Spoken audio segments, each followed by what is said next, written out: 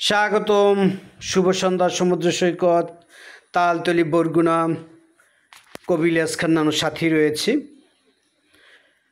ঢোকার সময় আপনি দেখবেন হাতের ডান পাশে নান্দনিক একটি পুকুর রয়েছে, চমৎকার।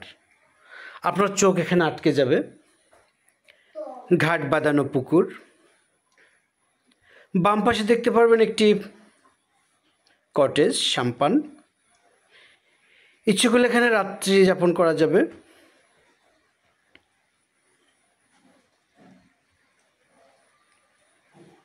সৈকতের দিক এগোতে চোখে পড়বে ছোট ছোট ফলের দোকান। ঝুলে আছে অসংখ্য ডাব। আপনি খুব সস্তায় ডাবগুলো খেতে পারবেন, 50-60 টাকা, 40 টাকা করে। তবে সমুদ্র নামার আগে আপনি একটি ডাব খেয়ে নিলে খারাপ হবে না। ডাবে যথেষ্ট এনার্জি থাকে। সমুদ্র যেতে এই রাস্তার দুই ধারে রয়েছে নান্দনিক গাছের বাগান। আপনি এখানে এই গাছের ছায়া ঘুরতে পারবেন, এখানে চলাফেরা করতে পারবেন। নিরাপত্তার কোনো সমস্যা নেই এখানে। ইচ্ছে করলে এখানে আপনি পিকনিক করতে পারবেন, ঘোরাঘুরি, যা কিছু আপনার মনে হচ্ছে আপনি করতে পারবেন।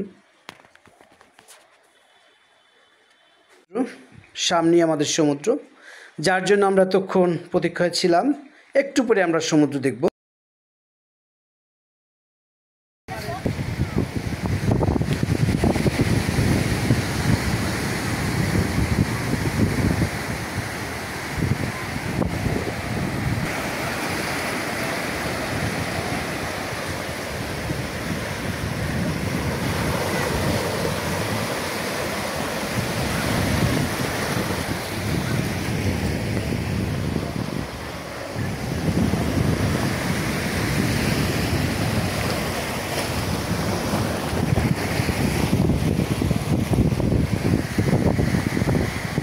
এই হচ্ছে আমাদের বে অফ বেঙ্গল।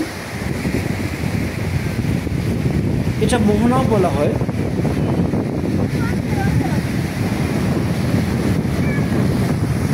কি চমৎকার একটি সমুদ্র সৈকত। যারা কুয়াঘাট অথবা কক্সবাজার যেতে পারবেন না, সময়ের অভাব বা আর্থিক সমস্যা, তার অন্তত এই শুভ সন্ধ্যায় চলে আসবেন। অবশ্যই পরিবারদের নিয়ে আসবেন, প্রিয়জনদের নিয়ে আসবেন। নিঃসন্দেহে এটি একটি চমৎকার লোকেশন। আপনি মুগ্ধ হয়ে যাবেন। যদিও এর আশেপাশে তেমন একটি থাকার জায়গা তেমন একটি নেই, আপনাকে তালতলি থাকতে হবে। তালতলি থেকে এখানে আপনি খুব সহজে চলে আসতে পারবেন, নিজে বাইক হুন্ডো দিয়ে আসতে পারবেন, কাছেই তালতলি। তবে আমি সরকারের কাছে আহ্বান রাখব, এত নান্দনিক একটি সমুদ্র সৈকত অন্তত দু একটা হোটেল মোটেল যেন অন্তত গড়ে ওঠে। আর এটা যদি সরকার যদি এদিকে চোখ বুলান, নিঃসন্দেহে এটা পর্যটকদের জন্য একটি নান্দনিক স্থান হবেন।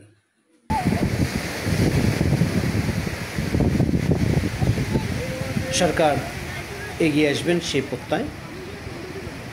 যদি এখানে থাকার মতো 2-4টা হোটেল থাকে, আমি মনে করি এখানে আরও পর্যটকরা দিন দিন এখানে আরও আসবেন এবং আমাদের এই বীজটি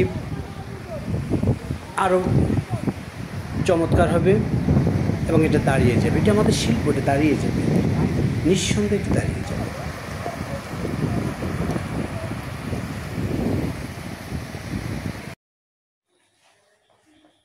কি চমৎকার! আপনি যদি এই বাগানের ভিতর ঢুকেন, আপনার অনেক ভালো লাগবে। এই যে আপনি মরার মতো গাছগুলো পড়ে রয়েছে, এগুলো হলো কি জোয়ারের যে পানি এবং ঢেউ আসে, উর্মিমালা, সেই উর্মির ধাক্কায় ধাক্কায় কিন্তু এই গাছগুলো পড়ে যায়, আর পড়ে গিয়ে আস্তে আস্তে এগুলো শুকিয়ে যায়, কারণ এই গাছগুলো এখান থেকে কেউ নিয়ে যায় না। আপনি ইচ্ছে করলে এখানে মোটরসাইকেল চালাতে পারবেন, অনেক ভালো লাগবে আপনার। অনেক দূর পর্যন্ত আপনি বাইক নিয়ে চলে যেতে পারবেন, একদম ওই যে সবুজ পর্যন্ত দেখা যায়। আপনি ইচ্ছে করলে এখান থেকে মোটর সাইকেলে করে এই সমুদ্রের সৈকত থেকে একেবারে আপনি যেতে পারবেন আপনার এই যে মাথাটা আপনি দেখলেন সে মাথা পর্যন্ত আপনি যেতে পারবেন, নিদ্রার চর পর্যন্ত যাওয়া যাবে। আপনি ইচ্ছে করলেও এই বিচ থেকে আপনি হুন্ডা চালিয়ে নিদ্রার একদম ওই মাথা পর্যন্ত আপনি যেতে পারবেন। আর পাশাপাশি যারা এখানে চলে আসবেন তারা নিদ্রার সমুদ্র সৈকতটা ঘুরে আসবেন। আপনারা বরগুনা থেকে যদি আসেন, ঢাকা থেকে যে কোনো,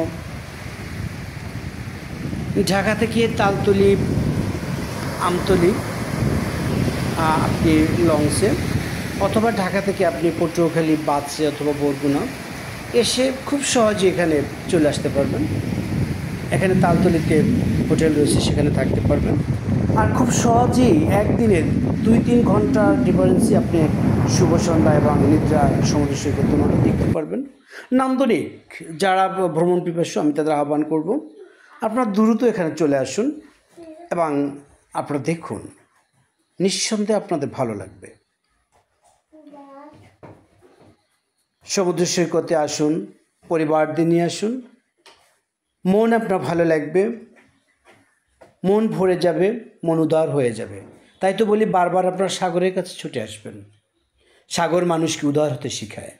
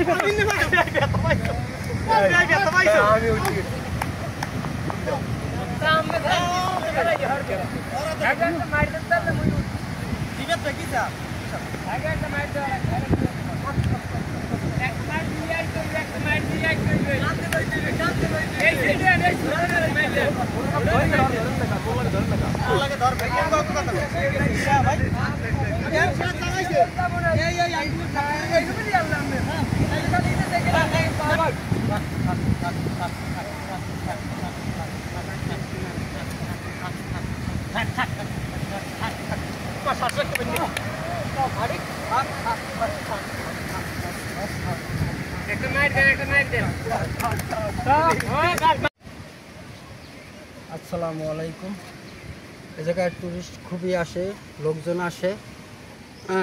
যদি একটু সরকারের অনুদানে যদি একটু ভালো হোটেল মোটেল হইতো তাহলে আরও টুরিস্ট আসতো, আরও লোকজন আসতো, বেশি দিনও ভালো হইতো। এই জায়গায় বহু দূরের মানুষ আসে, যাওয়া আসা করে। রোডঘাটও ভালো না। যদি রোডঘাট একটু সরকার যদি আমাকে মোহের দিক চাই রোডঘাটটা করতো তাহলে দূরত মানুষ আসতো। মামার লেবুর শরবত অনেক মজা, চমৎকার। আপনারা এই শুভ সন্ধ্যায় আসবেন, পরিবার নিয়ে আসবেন। এত নান্দনিক একটা স্থান। কুয়াকাটা গিয়ে আর কী করবেন? কুয়াকাটা যে যাবেন আমি সেটা বলছি না, কুয়াকাটাও যাবেন, পাশাপাশি এই শুভ সন্ধ্যায় চলে আসবেন। খুব মজার জায়গা। মামা আছে, লেবুর শরবত, মজাদার শরবত, চমৎকার।